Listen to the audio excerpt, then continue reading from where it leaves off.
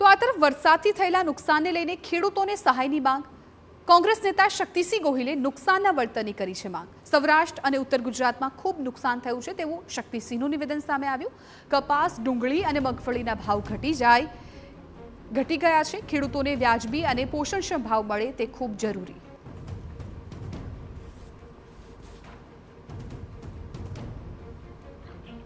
ઘટનાઓ બની છે ત્યાંના ખેડૂતોની પાસે માનનીય વડાપ્રધાન શ્રી આપ પધારો, સ્થાનિક રીતે હવાઈ જહાજમાંથી નીચે ઉતરીને જુઓ કે ખેડૂતોને કેટલી કપરી સ્થિતિનો સામનો કરવો પડ્યો છે અને એમના માટે કંઈક ખુલ્લા દિલથી આપ પેકેજ જાહેર કરીને જાઓ એવી માનનીય વડાપ્રધાન શ્રી પાસે હું માંગણી કરું છું।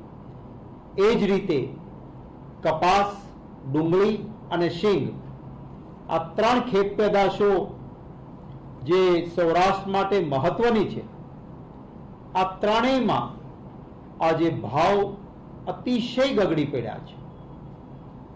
ત્યારે ખેડૂતોને કપાસ, ડુંગળી અને મગફળી, શીંગ કહીએ છીએ અમે સૌરાષ્ટ્રમાં, એના ભાવ વ્યાજબી અને પોષણ